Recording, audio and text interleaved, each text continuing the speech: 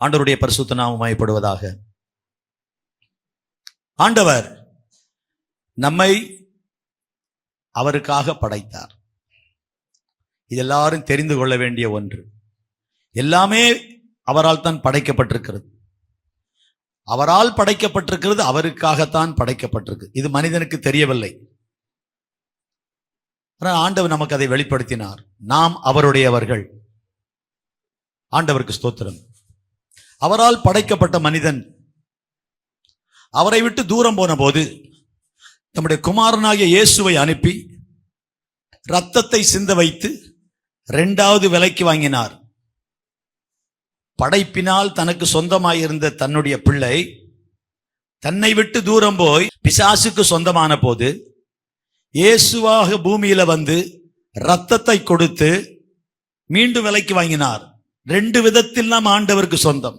ஒன்று, அவர் நம்மை படைத்ததினால். இன்னொன்று, அவர் நம்மை விலைக்கு வாங்கினதினால். ஒரு சிறுவன் ஒரு அருமையான படகை செய்தான். மழை காலம் வரும் என்று அறிந்து ஒரு அழகான படகை செய்தான். சின்ன பலகை, சின்னதா அழகான போட்டு. அவனுக்கு தெரிந்த அளவுக்கு அழகா செய்து தண்ணியில் அது மூழ்காத அளவுக்கு செய்து வைத்திருந்தான். பார்க்க அழகா இருந்தது. வழக்கமாக பேப்பர்ல செய்வது போல அல்ல, சில மரத்துண்டுகள் எல்லாம் வச்சு எடுத்து அழகாக செய்திருந்தான். ரொம்ப சந்தோஷமா இருந்தது. அவன் நினைத்தபடியே மழை காலம் வந்தது. அந்த மழை காலம் வந்தபோது அவன் அந்த படகை தண்ணியில விட்டு பார்ப்பதற்கு ஆசைப்பட்டான், எப்படி மிதந்து போகிறது என்று. அவனுக்கு ரொம்ப சந்தோஷம். என் போட் அப்படி போக போகுது, அது பார்க்க எனக்கு ரொம்ப சந்தோஷம்னு யோசிச்சுட்டே இருந்து ஒரு நாள் கொண்டு மழை நேரத்தில் அந்த தண்ணீரில் விட்டான். அப்படியே ஒரு ஆற்றங்கரையில் விட்டு அது அப்படியே போய்கொண்டே இருந்தது. அவனுக்கு கூட போய்கொண்டு ரொம்ப அழகாக இருந்தது. அப்படியே திரும்ப எடுத்துக்கொண்டான். திரும்ப வீட்டுக்கு வருவான், திரும்ப ஒரு நாள் போவான். இப்படி தண்ணியில் விட்டு அதை பார்த்து பார்த்து ரசித்து கொண்டே இருந்தான். ஒரு நாள் அவனுடைய ஆச்சரியத்துக்கு ஆச்சரியப்படுகிற விதத்தில் திடீரென்று அதிகமான வெள்ளம். அவன் கற்பனை செய்து பார்க்க முடியவில்லை. போட்டு கொஞ்சம் தண்ணிக்குள்ள தள்ளி போயிட்டு, தள்ளி போனா தண்ணீர் வேற அதிகம் வந்தது. இவன் எடுக்கலாம் நினைப்பதற்குள்ள தள்ளி போய்விட்டது. ஆழம் அதிகம், இவனுக்கு இறங்க முடியவில்லை. போய் போய் போய் போய் போய் போய் அது ஒரு இடத்துல கம்ப்ளீட்டாக இவன் கண்ணுக்கு மறைந்து போய்விட்டது. எனக்கு ரொம்ப வருத்தம். நம்ம கஷ்டப்பட்டு செய்த ஒரு போட்டு நம்ம கையை விட்டு போயிட்டேன்னு ரொம்ப வருத்தத்துல, ரொம்ப கஷ்டத்துல இருந்தான். கர்த்தருக்கு ஸ்தோத்திரம். சில வருடங்கள் கழிந்தது. ஒரு 2 வருடங்கள் 3 வருடங்கள் கழிந்த பின்பு அவனும் அவனுடைய தகப்பனாரும் ஒரு பொருட்காட்சிக்கு போனார்கள். எக்ஸிபிஷனுக்கு போனாங்க. அங்க நிறைய ஸ்டால்ஸ் இருக்கும் பாருங்க. எல்லாம் அப்படி பார்த்தா கைவினை பொருட்கள், கையால செய்தது எல்லாம் நிறைய பொருட்களா இருக்கும்போது ஒவ்வொன்றா பார்க்க ஆச்சரியமா இருக்கு. கலர் லைட்ஸ், அங்க டெக்கரேஷன்ஸ் பார்த்துருப்பீங்களா, ஜாயண்ட் வீலு, ராட்டினம், அது இதுன்னு பையனை திகைக்க வைக்கிற, ஆச்சரியப்பட வைக்கிற பல விஷயங்கள். சந்தோஷமா இதையும் அதையும் சாப்பிட்டு கொண்டு அப்படியே போனால் ஒரு கடைக்குள்ள போய் நிறைய பழைய காலத்து பொருட்கள் எல்லாம் இங்க இருக்கிறது சொன்ன போது இவனுடைய ஆச்சரியம், இவன் போட் அங்க இருக்கு, இவனுடைய படகு அங்க இருக்கு. அவனுக்கு ரொம்ப ஆச்சரியம், ரொம்ப ஆச்சரியம். அப்ப சொன்னான், அது உள்ள போய், அப்பா இதான்ப்பா, இதான் என் படகுன்னு. ஏய், அது எங்கேயோ தண்ணியில போயிட்டு, இது வேற, அது கடையில இருக்குது. இல்ல இதான் என் படகு, இதான் என் படகுன்னு சொன்னான். அப்புறம் உள்ள போனா, கடைக்குள்ள போனா, ஏங்க இது என் படகு கொடுத்துருங்கன்னு கேட்டான். என்னப்பா, யாருப்பா நீ?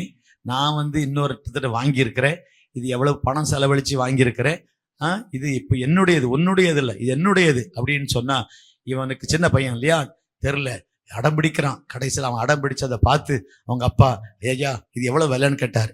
அந்த கடைக்காரர் விலைய சொன்னாரு. அந்த பணத்தை கொடுத்து 2வது வாங்கி கொண்டு அவன் சொன்னான், இப்போ திரும்பவும் நீ எனக்கு சொந்தம் அப்படின்னு சொன்னான். இயேசு அதைத்தான் செய்தார். நாம் தேவனால் படைக்கப்பட்டோம், இடையில பிசாசுக்கு சொந்தமாயிட்டோம் பாவம் செய்து.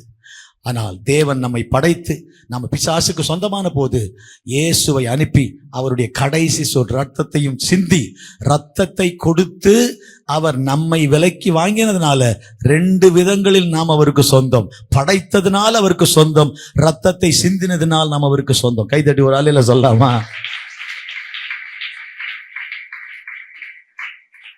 அப்ப அவருக்கென்றும் அவரை கொண்டும் நாம் எல்லாம் அவருடையவர்கள்.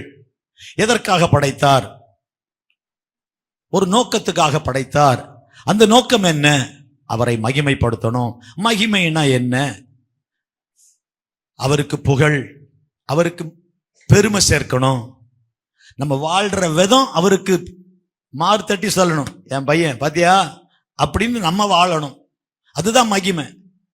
மற்றபடி நம்ம பொதுவாக கேட்கிற அந்த வார்த்தை மகிமை என்பது நிறைய பேருக்கு அர்த்தமே தெரியறதில்லை. பொதுவா சொல்லுவோம் கர்த்தரை மகிமைப்படுத்துவோம், வார்த்தையில தவறு இல்லை. But we don't know the meaning. How do you glorify God? தேவனுக்கு எப்படி மகிமை செலுத்துவீர்கள்? கர்த்தருக்கு ஸ்தோத்திரம். தேவனை மகிமைப்படுத்தினார்கள். எது? அற்புதங்கள் நடக்கும்போது இல்ல, எல்லாரும் அதை கண்டு தேவனை மகிமைப்படுத்தினார்கள் வாசிக்கிறோம். அப்போ என்ன நடக்கணும்? தேவன் மகிமைப்படணும்னா, என் பிள்ளைன்னு மார்த்தட்டி சொல்லணும்னா பையன் சாதிக்கிறவனா இருக்கணும். பையன் என்ன செய்யணும்? அப்பாவுக்கு பெருமையை தேடித்தர ஆளா இருக்கணும்.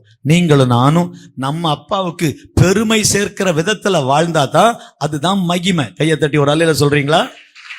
பேசுறது புரியுதா? அதைத்தான் ஆண்டு சொல்லி கொடுக்கிறாரு. உம்முடைய நாமம் பரிசுத்தப்படுவதாக. உன் தேவனாகிய கர்த்தருடைய நாமத்தை வீணில, அவர் பேரை நீ ரிப்பேர் ஆக்கிறாத. அதான் அர்த்தம். அவர் பேரை நீ ரிப்பேர் ஆக்கிறாத, அவர் பேரை கெடுத்துறாத, அவர் பேரை கெடுக்கிற மாதிரி எதையும் செய்திராத. அதுதான் அர்த்தம். இப்போ அப்பா மார்த்தட்டி சொல்லணும்னா அப்படி நம்ம வாழும்போது எப்படி இருக்கு அவருக்கு? அதுதான் அவருக்கு மகிமை. மகிமை, பிரகாசம், நிறைய சொல்லலாம். எப்படி எல்லாம் மகிமைப்படுத்தலாம்? அவர் ஆராதிக்கிறது மூலமா. அப்ப ஆராதனைனா என்ன? இப்படி ஸ்டெப்பா பார்த்துக்கிட்டே வரும். ஆராதனைனா என்ன? அவரை பாடுறது, துதிக்கிறது, ஆராதிக்கிறது. ஆராதனை என்பது ஒரு குறிப்பிட்ட கட்டடத்துக்குள் நடக்கிற செயல் மட்டும் தானா? எப்பொழுதெல்லாம் ஆராதிக்கலாம்? டெய்லி ஆராதிக்கலாம், எங்கெல்லாம் ஆராதிக்கலாம், ஆலயம் வராவிட்டாலும் ஆராதிக்கலாம். இப்படி நம்ம படிப்படியா ஸ்டெப் பை ஸ்டெப்பா ஒரு கட்டடம் மேல அப்படி படிப்படியா கட்டிக்கிட்டே போற மாதிரி படிப்படியா கேட்டுக்கிட்டு இருக்கிறோம். ஆண்டவருக்கு ஸ்தோத்திரம். நம்ம எதற்கு படைத்தார் இல்லையா? அப்போ ஒரு நோக்கத்தோட படைத்தார், அவருக்கு மகிமை கொண்டு. அப்போ ஆராதனை எப்படி இருக்கணும்? இதயத்தோட, முழு இதயத்தோட இருக்கணும். ஆராதனையில முக்கியம் என்பது அர்ப்பணிப்பு. கை தூக்குறோமா, நிக்கிறோமா, உட்கார்றோமா, இதெல்லாம் செய்யணும். தவறு ஒண்ணு இல்லை. நம்ம எல்லாரும் இப்ப எழுந்து நின்று ஆராதிக்க போறோம்னு சொன்னோம்னா அப்படிதான், அதைத்தான் நினைக்கிறோம். ஊழியர்களாகிய நாங்களும் பல அப்படிதான் சொல்லுகிறோம். ஆனால் நம்முடைய வாழ்க்கையின் ஒவ்வொரு செயலுமே ஆராதனை.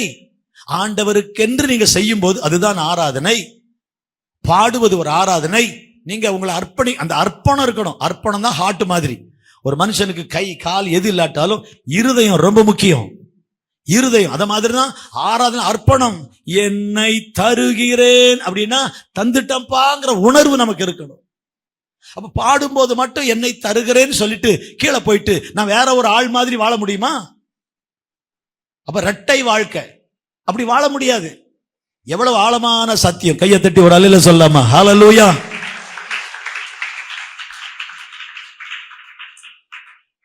எவ்வளவு நம்ம சிந்திக்க வேண்டிய விஷயம். அப்ப ஆராதனை எப்படி இருக்கணும்? முழு இருதயத்தோட இருக்கணும். உதடும் உள்ளமும் இணைஞ்சிருக்கணும். இல்லைன்னா அது டூப்ளிகேட்.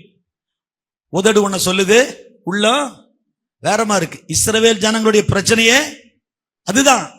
இந்த ஜனங்கள் தங்கள் உதடுகளினால் என்னை கனம் பண்ணுகிறார்கள், இவர்கள் இருதயமோ எனக்கு. ஆமா, உதட்டுல சூப்பரா என்ன புகழ்றாங்க, ஐயோ எனக்கு அப்படியே ரொம்ப சந்தோஷமா இருக்கு. ஆனா இருதயம் என் பக்கம் வரல. அவர்கள் இருதயம் நிலை வரப்படவில்லை. ஆண்டவர் காரியங்கள்ல ஸ்டெடியா இல்ல, ஹார்ட் ஸ்ட்ராங்கா இல்ல, ஹார்ட் அவர் பக்கம் இல்ல. சோ எமோஷனலா இருப்பாங்க, வெளியில எல்லாம் அவரை துதிக்கிற மாதிரி எல்லாம் பண்ணுவாங்க. இருதயம் அவர்கிட்ட அட்டாச் ஆகல. அந்த அட்டாச்மெண்ட் சொல்ல தெரியுமா? அட்டாச். அவர் ரொம்ப அதோட அட்டாச்மெண்ட்ல இருக்கிறாருங்க, இணைந்து இருக்கிறது இல்ல. சில ஆட்கள் போன்ல ரொம்ப அட்டாச்சா இருப்போம், பேஸ்புக்ல அட்டாச்சா இருப்போம். இந்த அட்டாச்மெண்ட் சொல்லுவோம், அட்டாச்மெண்ட். இணைத்திருப்போம், இணைக்கப்பட்டிருப்போம், டிவியோட இணைக்கப்பட்டிருப்போம், உலக கதைகளோட இணைக்கப்பட்டிருப்போம். எதோட அட்டாச்சா இருக்கிறோம், அதை விட்டு டிட்டாச் ஆகணும். பிரிந்து மாறுபாடு உள்ள அந்த சந்ததியை விட்டு நீங்கள் விலகுங்கிறார் ஆண்டவர். என்ன செய்யணும் கேட்டவன இயேசுவை ஏற்றுக்கொள்ளு, ஞானஸ்தானம் பெடு. மாறுபாடு உள்ள வித்தியாசமா வாழ்றாங்களே அந்த மக்களை விட்டு விலகு. பிரிந்து தனியா அப்படின்னா அவங்ககிட்ட பேசாத இல்ல, அவங்கள போல வாழாத, நீ வித்தியாசமா வாழணும். ஏனென்றால் நீ இப்பொழுது தேவனுடைய பிள்ளை. நீ தேவனுடைய பிள்ளை என்றால் தேவனுடைய குடும்பம். ஒரு ஆமீன் கேட்கலாமா? இந்த 15ஆம் நாள்ல நம்ம தியானிக்கிற விஷயம், நாம் தேவனுடைய குடும்பத்தில் இருக்கிறோம். ஆண்டவர் நம்மை அவருடைய குடும்பத்தில் இருக்கத்தான் நம்மை உருவாக்கினார். We are created to be in the family of God. God's family. ஒரு ஆள் ஞானஸ்தானம் எடுத்து ரட்சிக்கப்பட்டு ஞானஸ்தானம் பெற்று சர்ச்சுக்குள்ள வந்த உடனே welcome to the family of God சொல்றோம். தேவனுடைய குடும்பத்துக்கு உங்களை வரவேற்கிறோம், தேவனுடைய குடும்பத்துக்கு வரவேற்கிறோம். அல்லேலூயா சொல்லாமா? உங்க குடும்பம்னு என்னங்க தோணும்? கணவன், மனைவி, பிள்ளைங்க. இயேசுவின் குடும்பம்னா நான் அவர் கல்யாணம் பண்ணி குடும்பம் பண்ணதையா பேசுறோம்? அப்படி இல்லை. அவர் தலைவர், நம்ம எல்லாம் பிள்ளைங்க. அப்ப அவர் அப்பா, அவர் தலைவர், நம்ம பிள்ளைங்க. அங்க அண்ணன் தம்பி இருப்பாங்கல்ல, அக்கா தங்கச்சி இருப்பாங்கல்ல, சொந்த பந்தம் இருப்பாங்கல்ல, அங்க சொத்து இருக்கும்ல, அங்க உரிமை இருக்கும்ல. இதெல்லாம் ஆவிக்குரிய ஆசீர்வாதம். ஆண்டவருடைய குடும்பத்துக்குள்ள வருகிறோம். என்றைக்கு ஆண்டவரை ஏற்றுக்கொள்றோமோ அவர் குடும்பத்துல வருகிறோம். ஞானஸ்தானம் எடுத்த உடனே அந்த குடும்பத்தில் ஒரு அங்கத்தினரா மாறுகிறோம். நான் தேவனுடைய குடும்பத்துக்கு போயிட்டேன் என்கிற அடையாளம் தான் ஞானஸ்தானம். எல்லாருமே தேவனுடைய குடும்பத்துக்கு வரலாம். This invitation is for all. வருத்தப்பட்டு பாரம் சுமக்கிறவர்களே, நீங்க யாரா இருந்தாலும் ஏன்ட்ட வாங்குங்கிறார். அவருக்கு பிள்ளைகளாகும்படி குறித்திருக்கிறார். அப்படின்னா பிள்ளை, அப்பா, குடும்பம். அப்ப அவருடைய குடும்பத்துக்குள்ள நம்ம வரணும். We must come into the family of God. தேவனுடைய குடும்பத்துக்குள்ள வரணும். நம்ம எல்லாருக்கும் தெரியணும், நம்ம ஏற்கனவே ஒரு குடும்பத்துல, உலகத்துல பிறந்த பொழுது ஒரு குடும்பத்துல இருந்து இல்ல, உலகத்துல ஒரு வீட்டுல பிறந்த உடனே ஒரு குடும்பத்துல வரோம். அந்த குடும்பத்தை சிலர் பெருமையா பேசுவாங்க, சிலர் ஜாதியை வச்சு பெருமையா பேசுவாங்க. இல்ல, பெரிய குடும்பம். எதை வச்சு பெரிய குடும்பம்? பணத்தை வச்சு பெருமையா பேசுவாங்க. புகழ், அவங்க அப்பா அம்மா பெரிய ஒரு புகழ் பெற்ற நபரா இருந்தா அதை வச்சு பெருமையா பேசுவாங்க. குடும்பத்தை பெருமையா பேசுவாங்க. இன்னைக்கு நீங்களும் நானும் பெருமையா பேச வேண்டிய குடும்பம், ரட்சிக்கப்பட்டு ஞானஸ்நானம் பெற்ற பிறகு, இயேசு கிறிஸ்துவை ஏற்றுக்கொண்ட பிறகு நம்முடைய குடும்பம் இயேசுவின் குடும்பம், தேவனுடைய குடும்பம். அதுதான் எனக்கு பெருசு. கையை தட்டுங்க பார்க்கலாம். இதைத்தான் பெருமையா பேசணும். இப்ப நான் இயேசுவின் பிள்ளை, நான் அவருடைய குடும்பத்தில் இருக்கிறேன். ஆமென். இங்க ரூல்ஸ் வேற, இங்க ரெகுலேஷன்ஸ் வேற, இங்க சிஸ்டம் வேற. அங்க சிஸ்டம் வேற, இங்க சிஸ்டம் வேற. இது கொஞ்சம் புரியுறது கஷ்டம். இந்த சிஸ்டம் கொஞ்சம் கஷ்டம். ஆனா கேட்கறதும் கேட்காம போறது உங்க இஷ்டம். ஒரு அலையில சொல்றீங்களா? கேட்காட்டா நஷ்டம். ஒரு அலையில சொல்லுங்க. ஆமென். கேட்கலாமா? இங்க சிஸ்டம் வேற, இங்குள்ள முறைகளே வேற, பிரின்சிபிளே வேற. இந்தியாவில் லெப்ட்ல வண்டி ஓட்டு, அமெரிக்காவில் ரைட்ல வண்டி ஓட்டு. இந்தியாவில் ரெட்ல சிக்னல் எரிஞ்சா ஸ்தோத்திரம்னு போயிட்டே இரு. அமெரிக்காவில் நெல்லு, இல்லைன்னா ஜெயிலுக்கு போயிடுவேன். சிஸ்டம் வேற. இங்க நீ பபிள் கம் சாப்பிட்டு யார் முகத்திலையும் துப்பு. சிங்கப்பூர்ல துப்புனா நீ ஜெயிலுக்கு போயிடுற. துப்பவே முடியாது, ஏன்னா சிங்கப்பூர்ல பபிள் கமே கிடையாது. சிஸ்டம் வேற. ட்ரெயின்ல சாப்பிடக்கூடாது, தண்ணி குடிக்க எழுதி போட்டிருப்பாங்க. Eating R drinking not allowed in trains எழுதி போட்டிருக்கும். அனௌன்ஸ்மெண்ட்ஸ் போயிட்டே இருக்கும். ட்ரெயின்ல சுத்தமா வைக்கிறதுக்கு, சுத்தமா ட்ரெயினை வைக்கிறதுக்கு. நம்ம கட்டு சோறை கொண்டு போய் பிரிச்சு வச்சு அடிப்போம் பாருங்க ட்ரெயின்ல. பஸ்ஸில் சில இடத்துல சாப்பிடலாம். ஒரு முறை அப்படிதான் ஒரு ஊர்ல இருந்து இன்னொரு ஊருக்கு போறேன். நம்ம தெரிஞ்ச இந்தியாவில் நம்ம சபையில் இருந்த குடும்பம் டெட்ராய்ட்ல ரொம்ப தூரம் பாஸ்டர் போறாரேன்ட்டு எனக்கு காலையில் எல்லாம் செய்து ஏதோ டிஃபன் பிரேக்ஃபாஸ்ட் செஞ்சு கொடுத்தோம். பார்த்தா புளி சாதமும் உள்ள முட்டையும் வச்சுட்டாங்க. நானும் சரி எவ்வளோ நேரம் தான் இருக்கு, மத்தியானம் 11 மணிக்கு வரதான் நின்றுச்சு பஸ்ஸு. எல்லாரும் இறங்கினாங்கட்டு சரின்ட்டு நம்மளும் இறங்கணும். இறங்கிட்டு கையில் தண்ணி பாட்டில் தான் வாங்கிட்டு உள்ளே வந்துட்டு எல்லாரும் ஏறின பிறகு திறந்தேன் பாருங்க, 38 பேர் எட்டி பார்த்தாங்க. பஸ்ஸு ஃபுல்லாக நறுமணம் வீச ஆரம்பிச்சு. நம்ம ஊர் சாப்பாட்டுக்கு அவ்வளோ எஃபெக்ட் எல்லாம் சொல்லாமா. பஸ்ஸில் எல்லாம் அலவுடு, ஆனால் ட்ரெயின்ல எல்லாம் சில அலவுடு இல்லை. எழுதி ரூல்ஸ்ன்னு சொல்ல வர சிஸ்டம் வேற. அந்த சிஸ்டத்தின்படி நடக்கணும், இல்லைன்னா கம்பி எண்ணணும். இங்க தண்ணியை குடிச்சிட்டு நீங்க அப்படியே தீ போட்டு போயிட்டாக்கலாம். அது எவன் மேல விழுந்தா என்ன? அன்னைக்கு பஸ்ல இருந்து ஒருத்தர் ஒடிந்துட்டு வாய் நிறைய வெத்தலைய போட்டு, பாவம் வெள்ளச்சட்டை போட்டு ஒருத்தர் வந்தார். அவர் மேல கொட்டி விட்டார். அவர் அங்கிருந்து பார்த்து, ஏய் என்ன இப்ப பெருசா பண்ணிட்டேன், வெத்தலை தானே துப்பிட்டாங்க. நம்ம ஒரு சிஸ்டம் எப்படிலாம் இருக்கு பாருங்க. சாரி தெரியாம பண்ணிட்டேன், அந்த இதே கிடையாது. வெளிநாட்டில் ஒரு தண்ணி பாட்டில் நீ குடிச்சு காரில் தான் போறீங்க, இப்படி தூக்கி வெளியே போட்டீங்கன்னா இந்த தண்ணி பாட்டில் விலை ₹1 தான். ஆனால் இதை பார்த்தாங்கன்னா பின்னால் வர காரில் இருக்கிறவன் முன்னால் போகிற காரில் தண்ணி குடிச்சு பாட்டில் ரோட்டில் போட்டான்னு சொன்னா $1400 ஃபைனு. $1400 1.25 லட்சம். ரூபாய் பாட்டில் தண்ணி பாட்டில குடிச்சிட்டு அது ₹1 கூட அவர் ரோட்ல போட்டா சட்டம். Please understand the system. இந்த நாடுனா இதான். நம்ம நாட்டில் எப்படி, ஏன் இதெல்லாம் சொல்றேன்னா, நாட்டுக்கு நாடு சட்டங்கள் வேற விதம், systems R different, but you have to abide. அதன்படி நடக்கணும். சொல்றாங்கல்ல, லேன் டிசிப்ளின். வண்டி ஓட்டணும் தெரியும், லேன் டிசிப்ளின்.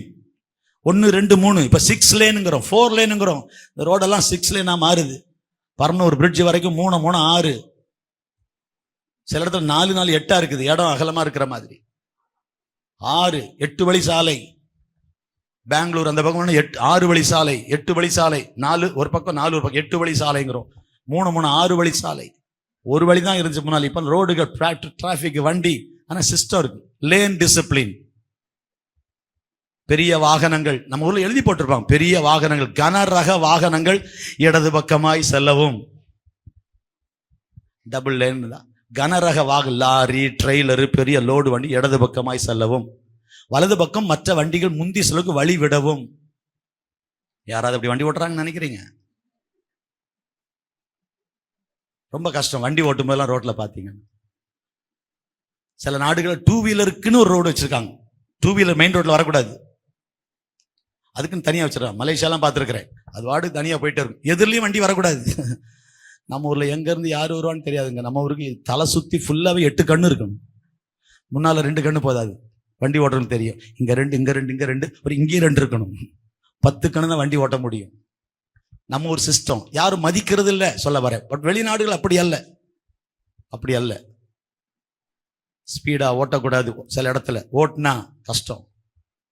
ஏதாவது உங்களுக்கு சந்தேகம் வந்து, ஒரு போலீஸ், நம்ம நாட்டில இருந்து புதுசா வேலைக்கு போன மக்கள், வேலை கிடைச்ச உடனே அப்படி கார் வாங்கி அப்படி ஜாலியா, தீபாவளியில ஒரு லீவ் இருக்கும் பாருங்க, எல்லாம் 5 பேர் கார் எடுத்துட்டு அப்படி விரட்டி இருக்காங்க. விரட்டினா ரோட்ல ஒரே ஃபுல் ஸ்பீட்ல போனா அப்படி ஓடுறாங்க. அந்த வண்டியை ஓட்டுறாங்க, இப்படி போடுறாங்க.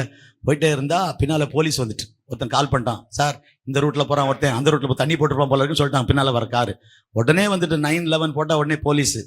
ஒன்னு இவங்க வந்து யங்ஸ்டர்ஸ்ல, ஒன்னு விட நாங்க எங்க நாட்டில் ஸ்பீடா ஓட்டுவோம்ப்பா. யார் வண்டி கிட்ட? போலீஸ் வண்டி கிட்ட. போலீஸ் வண்டி வர இவங்க ஸ்பீடா போக, அந்த பக்கம் பார்த்தா இன்னும் கொஞ்சம், அந்த பக்கம் இன்னொரு வண்டி. அவன் சொல்லிட்டான், இவன் தீவிரவாதி போறான் வந்துடுறான்ட்டான். அந்த பக்கம் இன்னொரு வண்டி, பின்னால வண்டி, 4 வண்டி ஃபுல்லா வந்துட்டான். இவங்க ஸ்பீடு மேல ஸ்பீடு, ஜாலியா இருக்கடான்ட்டு. பிறகு எல்லாம் துப்பாக்கி காட்டான், டேய் நிறுத்துறா சுற்றுவன்டான்ட்டாங்க. நம்ம ஆட்டில் 4 5 பேர் கடைசி நிறுத்தி, ஓரம் கட்டி நிறுத்தி. நம்ம நாட்டில் உடனே காரை திறந்து கீழே வரணும். நம்ம நாட்டில் போலீஸ் கூப்பிட்டாருன்னா கண்ணாடி நம்ம டோரை திறந்து வரணும். வரலன்னு என்ன கேட்பாரு, பெரிய கலெக்டரா வர சொல்லியா அப்படிம்பாரு. அங்க இறங்கக்கூடாது. வெளிநாட்டில் இறங்கவே கூடாது. உங்க கை இந்த ஸ்டேரிங்கை விட்டு எடுக்கக்கூடாது. நீங்க எடுத்துட்டீங்கன்னா ஏதோ துப்பாக்கி எடுக்கிறீங்க போல அப்படி அவங்க நினைச்சிருவாங்க. அப்படியே தான் இருக்கணும் கார்ல. எவ்வளவு பெரிய குற்றவாளிகள் கை இப்படி கையில வச்சு இருக்கணும், அவங்க கிட்ட வருவாங்க. அந்த நம்ம நாட்டில் தெரியல, புதுசா போனாங்களா, ஒன்றும் தெரியல. உடனே காரத்தை 5 பேர், டேய் சுற்றுலும் படுத்துடுறா, தரையில படுத்துருன்ட்டாங்க. அவர் தான் கேட்டிருக்காங்க இவங்க போற போக்க பார்த்து, ஃபர்ஸ்ட் டைமா நியூ டிரைவிங்கா? Oh you are in first time in America, you are driving, never do. ஆனால் நல்ல போலீஸ் பாருங்க, ரட்சிக்கப்பட்ட போலீஸ் போல. அடுத்த மட்டும் ஓட்டாத, இந்த நாட்டு சிஸ்டம் வேற, இந்த நாட்டு ரூல்ஸ் வேற. போலீஸை பார்த்தோன்னே ஓரம் கட்டிடணும். வா ஒன்று சைரன் அடிச்சுட்டு கார் வந்துச்சுன்னா நீ ஓரம் கட்டி நிறுத்தி, ஏதோ பிரச்சனை இருக்குன்னு வருது, ஓரம் கட்டி. இந்த மாதிரி ஸ்பீடு காட்டினேன்னா அடுத்த முறை கம்பி எண்ணிடுவேன். Be careful. Sorry sir, India நினைச்சிட்டேன் சார், அப்படி நினைக்காதப்பா, இது அமெரிக்காப்பா, இதுல சிஸ்டம் வேற. இயேசுவின் குடும்பத்துல சிஸ்டம் வேற. நீங்க அதெல்லாம் விட்டுருங்க, இப்ப இந்த கதைக்கு வாங்க. நம்ம குடும்பத்துல சிஸ்டம் வேற. பழைய குடும்பத்துல அடிச்சா அடிக்கலாம், அடினா அடி, உதனா உத. இங்க அடினா வாங்கு, கம்முன்னு இரு. அவன் அடிச்சான், திருப்பி விட்டம்பர் பலார்னு ஒண்ணு. அது பழைய குடும்பம், இது புது குடும்பம். சிலருக்கு புது குடும்பத்துல இருக்கும்னு ஞாபகமே இல்லை. அன்னைக்கு ஒருத்தர் ஞானஸ்நானம் எடுக்கும்போது பிதா குமாரன் பரிசுத்தாவி நாமத்துடன் பாஸ்டர் கொடுக்குறாரு. உள்ள போனோன்னு ஒரு கையை வெளியே வச்சுக்கிட்டாரு அவரு. என்னப்பா பாஸ்டர், ஒருத்தனை ரொம்ப நாளா போட்டு தள்ளணும்னு இருக்கேன் பாஸ்டர், அதனால ஞானஸ்நானம் இது வரைக்கும் வாய்ப்பு கிடைக்கல, அந்த கையை மட்டும் விட்டுருங்க பாஸ்டர், நான் பிறகு போய் போட்டுறேன். நான் எப்பா மொத்தமா தான்ப்பா கை முழுக்க, நீ இந்த கையை வெளியே வைக்க முடியாதுப்பா. தெரியுது அவனுக்கு, கையை முக்குன்னா என்ன செய்ய முடியாது, அடிக்க முடியாது. இந்த சிஸ்டம், இந்த குடும்பம் சிஸ்டம் வேற. அந்த குடும்பத்துக்குள்ள வந்திருக்கிறோம். இதை யோசிக்கிறப்ப தான் உங்களுக்கு கஷ்டமா இருக்கு. இவ்வளவு இருக்குன்னு தெரியாது பாஸ்டர், ஏதோ தண்ணியில இறங்கி ஏறிட்டா கதை முடிஞ்சு போச்சு நினைச்சோம். ஒன்றும் தெரியாம நீங்க இறங்கி அறிந்தீங்கன்னா முன்னால காஞ்ச பாவி இப்ப நனைஞ்ச பாவி. ஒரு அல்லல் சொல்லலாமா? முன்னால காஞ்சி போன பாவி, இப்ப தண்ணியில இறங்கி வெளியே வந்த பிறகு நனைஞ்சு போன பாவி. வாழ்க்கையில மாற்றம் இல்லைன்னா இங்க சிஸ்டம் வேற. இந்த சிஸ்டத்துக்கு we have to adapt ourselves. Rules வேற, சிஸ்டம் வேற இல்ல. நமக்கு ஒரு தலைவர் இருக்காரு. இயேசுவின் குடும்பம் ஒன்று உண்டு, அன்பு நிறைந்து. இங்க அன்பு தான் கம்ப்ளீட்டா ஆளுகை செய்து. இங்க அதிகாரம் என்பது இல்லை, அராஜகம் இல்லை, இங்க அன்பு தான். எந்த பக்கம் திரும்பினாலும் அன்பு. அப்படிப்பட்ட குடும்பத்துக்குள்ள வந்திருக்கிறோம். ஆமீன் கேட்கலாமா?